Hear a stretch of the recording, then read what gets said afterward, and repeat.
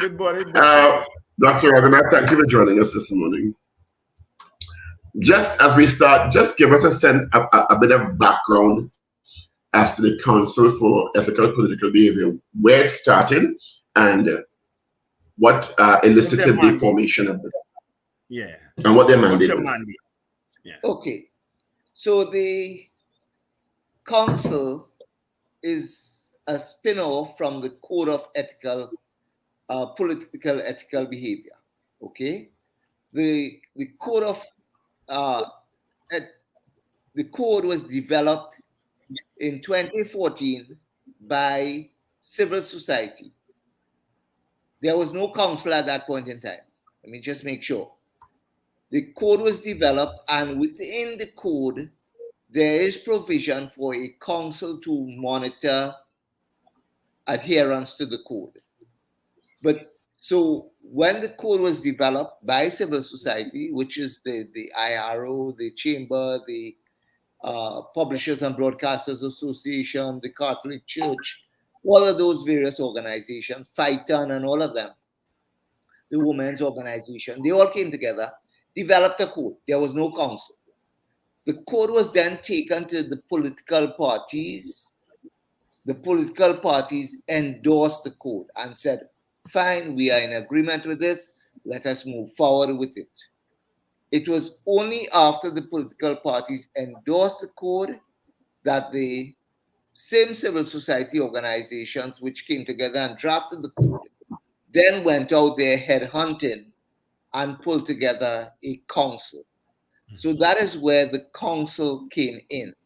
So the council, whereas the code was done in 2014 and endorsed in 2014, it was only until sometime in 2015 that the council came into being. Dr. Ragoonath, stick a pin right there. How was that endorsement actioned?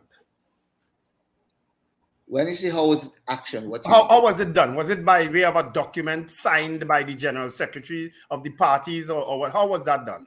A document was signed by political leaders, general secretaries, and so forth. I could even show you, in fact, just on Friday or Thursday, I did a recording with the Catholic broadcasting station, whatever they are. And in fact, in that broadcast, there are actual pictures of Keith Rowley and Franklin Kahn signing that code. Mind you, at that point in time, they were members of the opposition. Right. But political leaders, as well as general secretaries of the various political parties, were invited in 2014 and they signed on to a code. So we have a code with the signatures of all of those people in from 2014. How many, if you can remember, how many political parties signed on, and who would have signed on behalf of those parties? How many parties signed on at the time? Okay, in 2014, the 5 major political parties which existed at that point in time all signed on: PNM, UNC, MSJ, COP, ILP.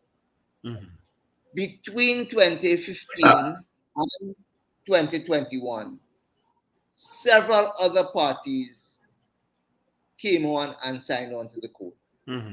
So there have been several parties coming voluntarily and saying, we want to sign on to this code. Now, many of these parties are very small entities, not contesting the election or anything like that.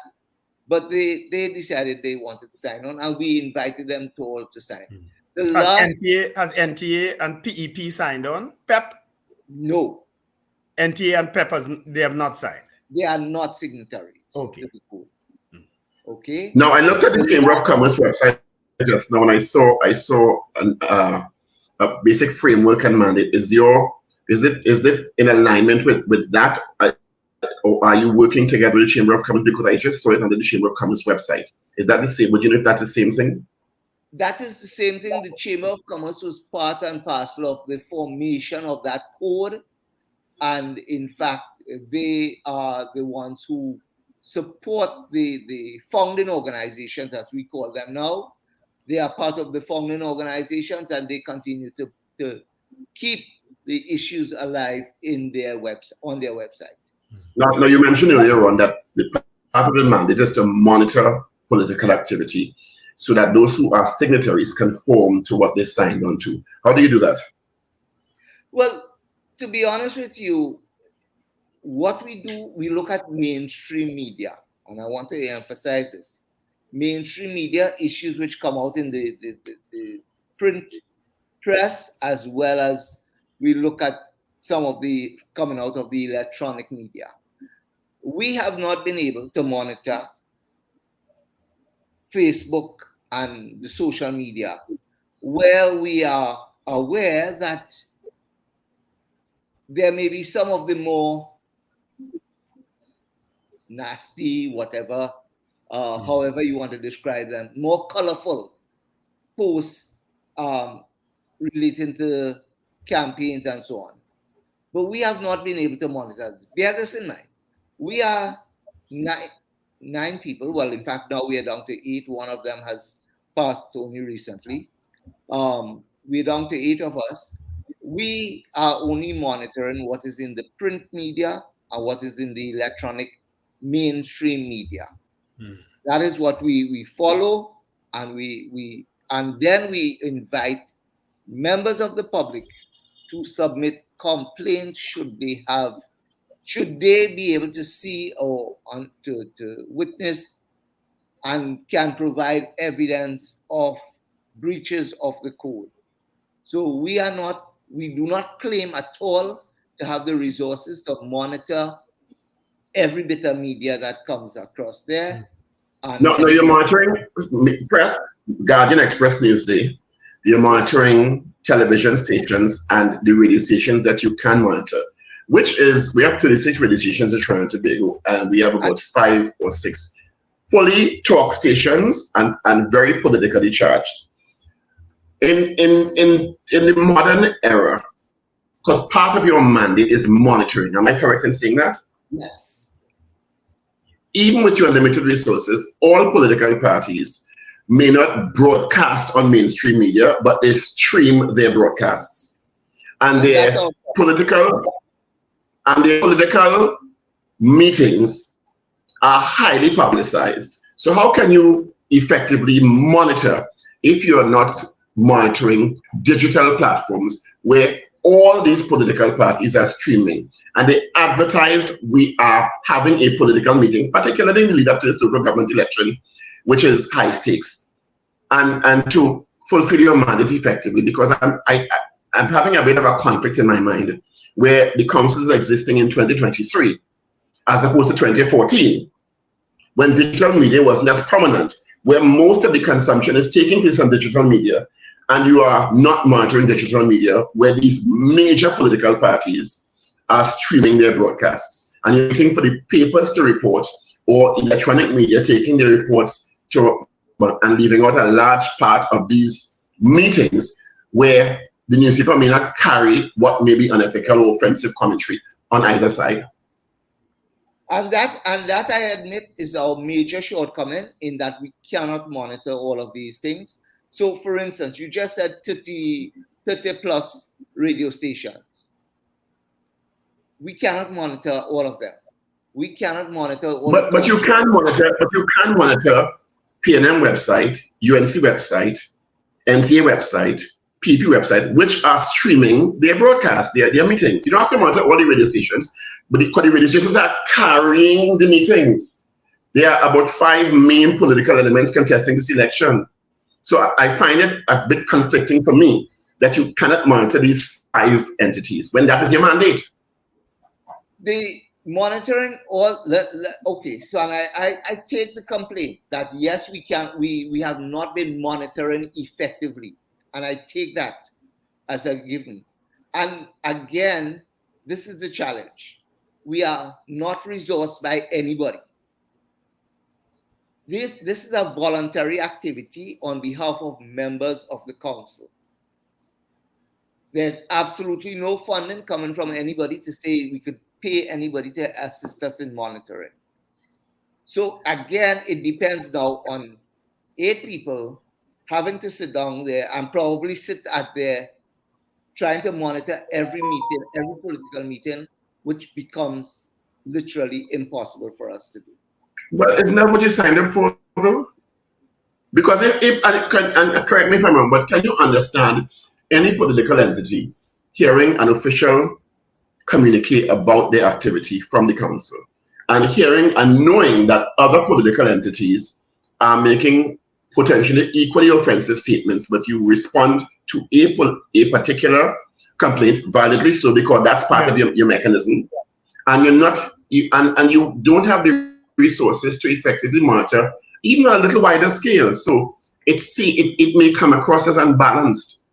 Yeah, so I agree with you. And what I'm saying, and this is why we depend, and we have repeatedly invited members of the public, political parties, anybody who has any inclination that what is being said outside there or what is being done outside there is not in conformity with good political ethical behavior.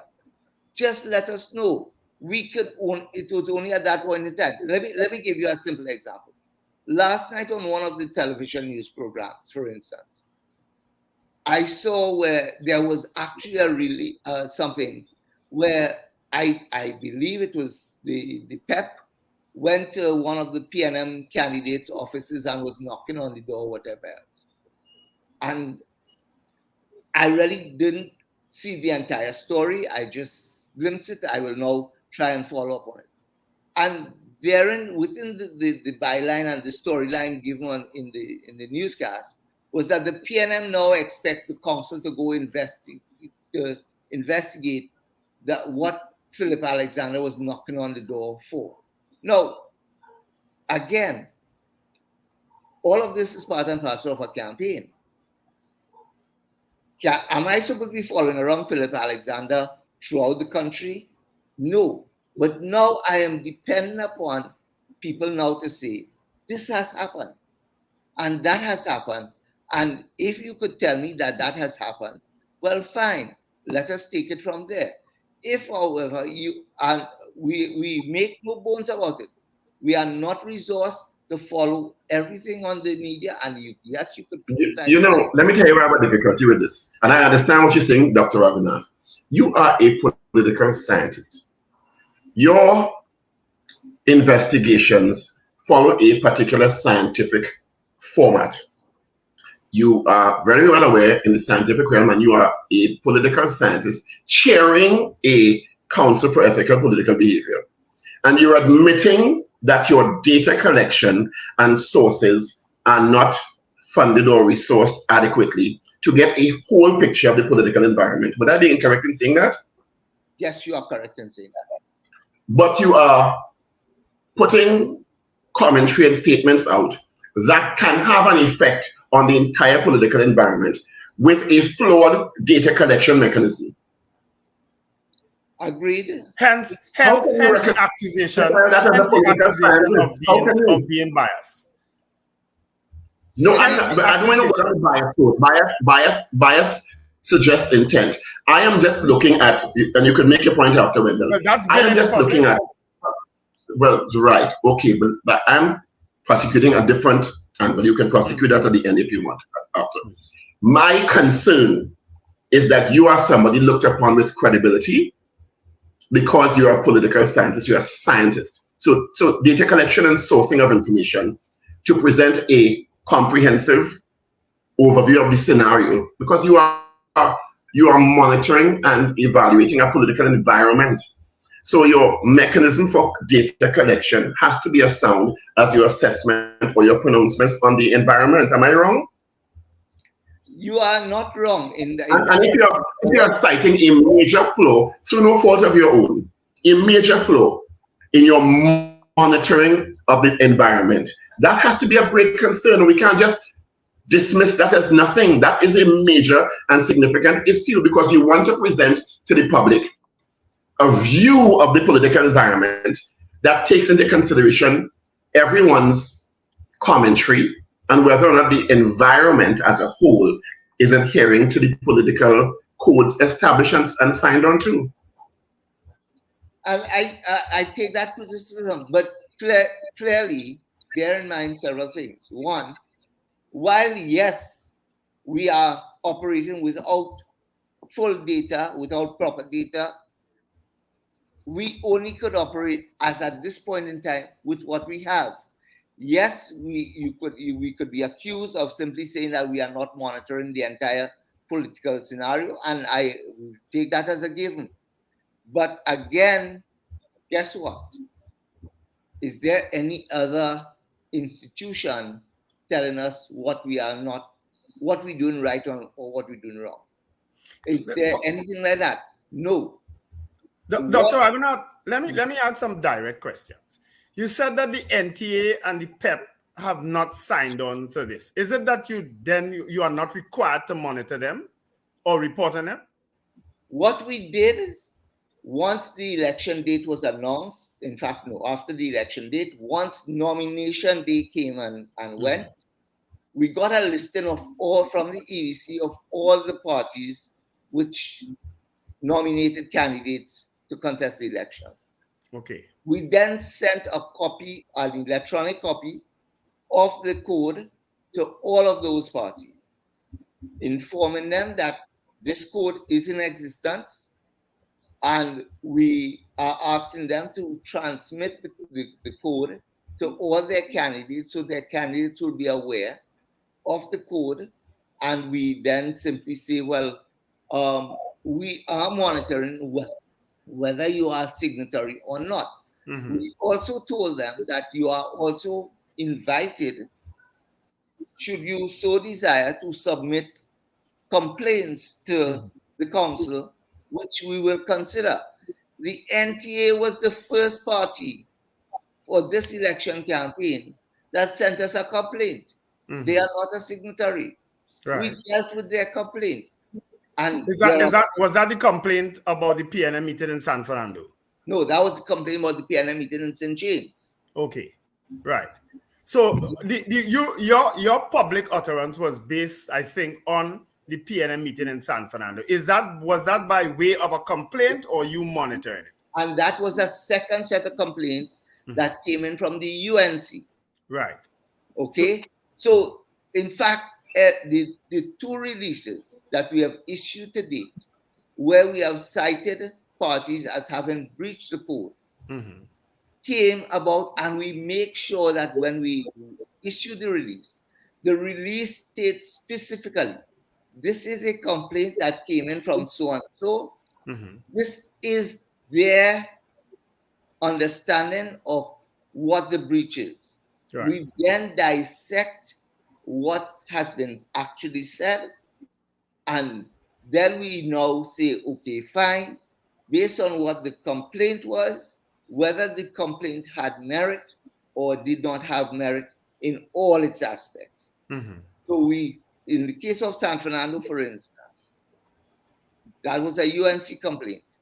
The complaint came in and said that they were making false and defamatory statements against the UNC, and on false and unsubstantiated statements, right?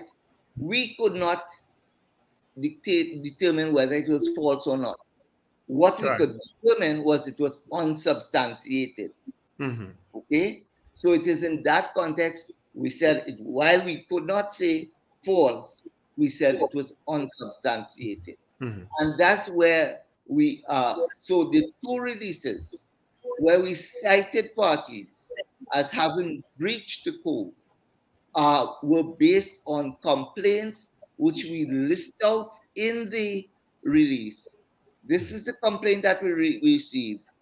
This is what we discovered after we reviewed whether it was the recording or what. And in both instances, in the case where, in the St. James meeting where the NTA sent us their complaint, they sent us with their complaint, here's the recording if you didn't have it before. Right. In the case of the San Fernando meeting, here's the recording in the case if you didn't have it before. The other complaint that came into us thus far that we have dealt with was one of the flyers of the PNM candidates in Miaru. Mm-hmm. And those flyers came in with the complaint. This is what is being distributed outside there.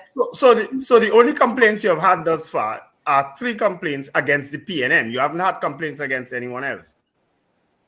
This week, we are going to be dealing with complaints against the UNC that we've had, as well as another complaint against the PNM that we have received. So that is going to be dealt with at a meeting later this week of the council. Dr. Ragoonath, have you monitored any meetings at all?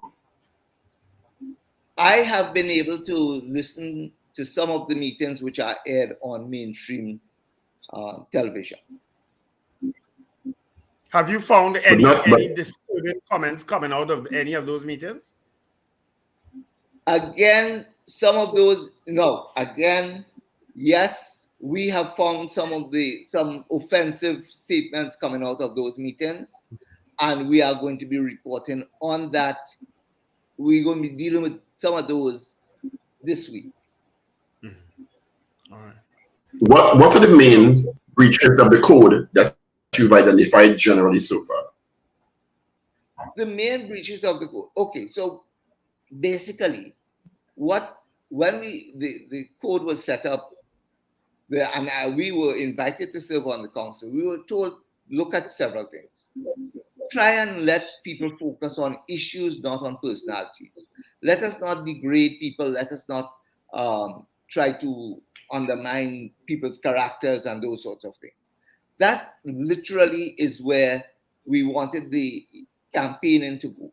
Focusing on issues, focusing on policies, not on personalities, those sorts of things. What happens when there are questionable personalities in any particular political entity who the entity having the meeting, or it has been identified in the public domain that these people have issues to answer the public for? How should political parties deal with that? Because that means a political issue, a personality issue is conflated now with an ethical or conduct issue. We are not judges of people's personal character. The issue here, as we said, is simply that the campaign must not focus on personality, but rather focus on issues. We cannot judge whether somebody's character is not acceptable or not, or breaches some level of ethics. That's not our role at all. If a political party brings on somebody to speak, and that person is of questionable character, that's their responsibility. That's the party's responsibility. That cannot be my responsibility. Because I cannot go and say that this man was a criminal, or this man is a rapist, or I cannot say those things. I don't know. I am not a judge. And even if somebody went to jail for something, they have paid their dues as far as I'm concerned. I am not getting back into that personality. I am not getting into the personality. I want to say I am not saying I personally, I'm saying the council. The council is not getting into the issues of personalities and their own characters. What we are saying, however, is simply you shouldn't go on a platform, however, and try to bring down the character of somebody else. So, for instance, and let me go back to the one of the complaints that we had received and we dealt with. So, for instance, in the San Fernando meeting that we cited, in the San Fernando meeting, it was said that a group of people was brought into Port of Spain to destabilize the city and paid to shoot up people indiscriminately. And this lady was shot, and the implication there was simply that this group of people was paid to do this by a political party. That was unsubstantiated. But the allegation and in the campaign, in the speech, you go on to make all sorts of other things. Now, one of the things, for instance, I mean, and I have no saying it here. We've heard the drunken political leader falling down all over the place, and this, that, and those sorts of things. No, true as it may be, you are now going at persons' characters. Why don't you focus on the issues? We need to talk about issues. In fact, this week, I could tell you definitely, um, the council has not yet met on it. The council will be meeting on it this week. But there was one particular issue that has come to our attention. And in fact, I saw it myself. Like I said, I looked at some of the mainstream broadcasts. I looked at it myself, and I immediately tagged it as one of those issues we have to deal with, where a particular speaker on a platform went on to attack people from another party personally. I immediately tagged it. I got it later on as a complaint also. Guess what? The language that the speaker on one platform used was unacceptable. And I will say that it was unacceptable. In response to that allegation, to those statements that were made, the other political party came out and, in a very diplomatic, civil way, responded to the concerns which were raised. Now, clearly, if one party could do it, that is respond in a diplomatic, civil way, without attacking anybody's character, why can't everybody else do it? I tell you why we can't, why it can't be done. Well, no, I can't say why it can't be done. Why it is not done. It is not done because in 2015, when this council was first set up, and I appeared on a television program, I was told by a caller who called into that program, look, all it get out of here. We bacchanal, we move along. And that's what we just go to political meetings to listen to. And all you want to tell people, behave yourself and speak only in diplomatic language. Well, all it get out of here. That has remained with us. And those sorts of concerns have remained with us until now. People say, well, they want to change, or they wanted to mash up the way we do politics. And that's not our concern. Our concern here is simply one: bring the level of our campaigning to a level where we focus on issues, not on personality. Forget the So what you're saying is, given the shortcomings you've identified, which to me are significant in terms of being able to monitor with your limited resources, very limited at that, that the onus is on political entities to formally make the complaints when they feel they've been aggrieved. The onus is on anybody, not only political entities, anybody. And in fact, I will tell you, following the uproar last week, when the Prime Minister deemed the council to be steeped in bias and unethical, we got 2 or 3 complaints. People saying they refuse to identify who they are, but these are our complaints. And they listed their complaints. Mind you, some of their complaints were some of the similar complaints that we've had before. I want to make one critical point here. And in fact, my point here relates to a release that came out from the PNM's Women League yesterday, which stated that the council had not chastised politicians from the UNC for statements they had made against the Prime Minister and whatever. When the council was set up, we were told you are only to be monitoring campaign activities from the start of the campaign to the election. Anything that happened before the campaign, that's not your business. You cannot go on because you are not. Who would have told you that? The founding organizations which founded the code. So they dictated what and where and when you operate? No.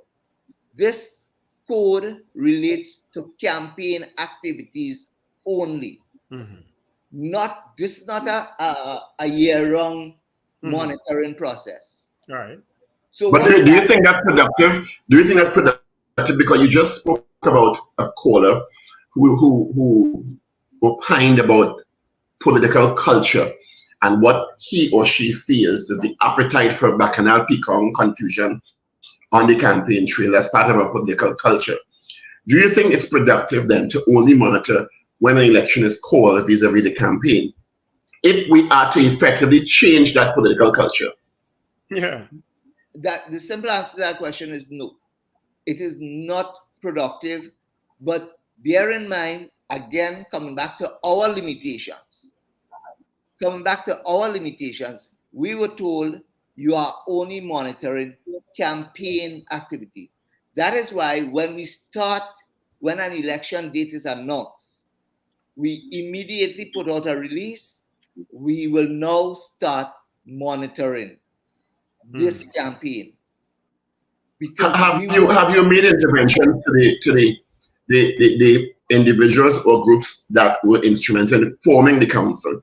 Given what you've stated are your clear shortcomings, your resource issues, for them to potentially intervene and provide more resources? Because I mean, at the end of the day, if we are forming and we have formed the Council for Ethical Political Behavior, there's a mechanism that, in your own words, has significant limitations, and the limitations are impacting, I would say, your ability to be more effective, or as effective as you should be. Should there be some interventions to that founding group to provide more resources during the campaign period? As you said, it's not annual, it's not year-round, but certainly you want the council to succeed and be more effective.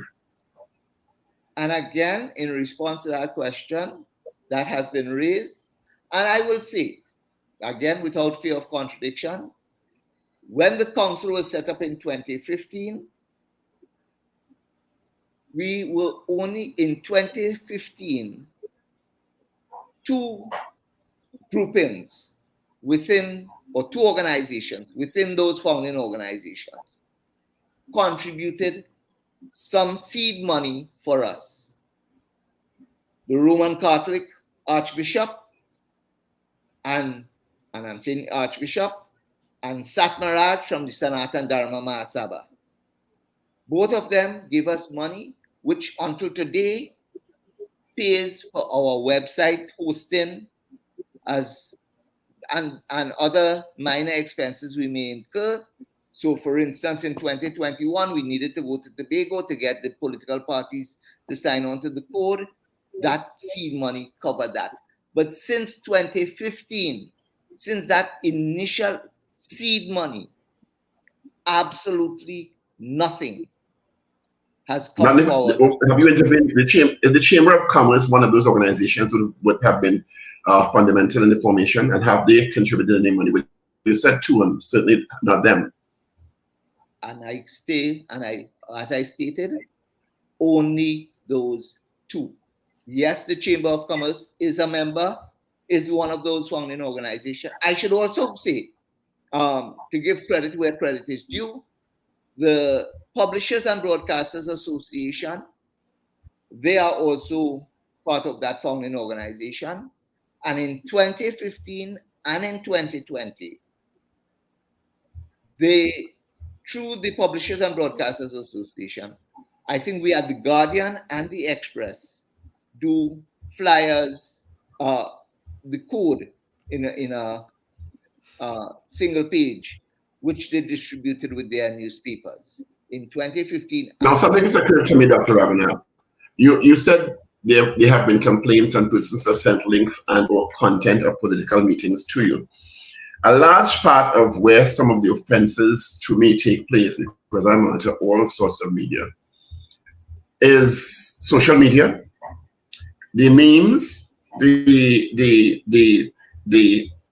gifts that are very offensive to some political entities, persons, personalities, and in some instances their families, and in some instances, because you mentioned TTPDA, the political ads that are going to be going to radio stations and TV stations. Are you also monitoring those? or would those have to be brought to your attention if people feel that they've breached the code? They will have to be brought to our attention. What about, well, I know that you said that you are only monitoring when the campaign starts, as I suspect from nomination day until the election day. What about the material that may have formed the basis of previous meetings or outside of a campaign being used during the campaign? Once it is used during the campaign. During the campaign, we deal with it. If it's not related during the campaign, we can't deal with it. Right. Again, I use the example. In fact, like I said, from the PNM's media release, a statement Barry Pratt made in December of last year was put on the release. Why we didn't say anything about that? But it was not part and parcel of the campaign. Right. So if it is that someone uses it during the campaign, you can then deal with it. Once we pick it up and it's reported, or we pick it up, fine. Yes. Have you ever made a pronouncement on some of the things Jack Warner has been saying on campaign? Because I think he probably has made some of the most reckless comments in election campaign, and he has done it again in this particular campaign. Have you had any complaints about him, and have you ever dealt with it? So in this particular campaign, as far as I am aware, Jack Warner publicly mounted a platform last Monday. Monday. Prior to that, he was not on the campaign. He was not on any platform. Right. What we are dealing with is what was said on Monday coming forward. So are you dealing with what he said on Monday? Is that a complaint to you? It is something that is going to be dealt with. Is there a timeline on a pronouncement by a public pronouncement by the council on that issue, or any other issue coming up? Say that again. Is there a timeline for the council to make pronouncements on issues that come to its attention? For example, you said you received a particular complaint on that Monday platform. Is there a timeline within which you respond to those complaints? The council meets once per week. Our next meeting of the council will be on Wednesday of this week. Okay? So if a complaint was made last week, Tuesday, or last week, Wednesday, and was not dealt last week, it is going to be dealt with this week. Are there plans to increase those meetings as we head closer to August 14th? And the frequency of meetings and pronouncements come out? The council will have to determine that, and we'll make that decision on Wednesday. Can I ask you to take off one hand and put on the next hat? Can I ask you to take off one hat and put on the next hat? Take off your council chairman hat and put on your political analyst hat. I would prefer not do this in this particular in this particular interview. We started off with one thing. I want to stick with that. Yeah, people will say what you say. Yes. Have you all considered, Dr. Ragoonath, based on the challenges that you admit today that you have, just disbanding the group and forgetting about it, as was suggested by someone? And my response to that, which is something that we've had in various other entities, I have no problem in disbanding something, but if you're going to disband something, give me a viable replacement and then disband. Because if you disband, then what? Are we saying it's a free for all again? And is that what some people want? Well, that leads to my next question. What can you do about preventing some of these comments and things? What measures can you take against political parties? Okay, and that is why I keep saying we are toothless bulldog. All we could do is bark. We bark to ensure that the population is aware of what is happening in the event that they are not awakened by what is happening. Well, I'm glad you said that, because as we close, have you put out any information that the public is aware of how to communicate what they suspect are breaches to you? And have you spoken to the Chambers of Commerce, the TTPBA, to make ads or PSAs to say, well, if you think that X has taken place, call this number or send an email to XYZ and report what you think is a breach? So the public is more aware of how they can communicate their issues. In all our releases, we end by simply saying, this is our website. You could view the entire code. This is our email contact. Please communicate with us. In all our releases, you asked a question. When we went to the media, in fact, early in 2015, long before the election, we went to the media, notwithstanding that the TTPBA was a founding member. And we were told, Yana, let me tell you something, election time, price of advertising goes up. And all you have no money, or they can't pay for this, right? And notwithstanding that you all are civil society, the mere fact that it's politics we're talking about and political behavior, you will be charged the political campaigning rate. That's what we were told in 2015. I would say that since then, I have not broached the topic again with any of the media houses because we had developed and designed ads. Get to the point, say what you want to do. And when we took it to the media, we were told, it's not going to run because the media is not going to give any free advertising space. The one thing they offered to do, and which the TTPBA pushed, was to print the entire code in a 2-page pullout to say people could get access to the code.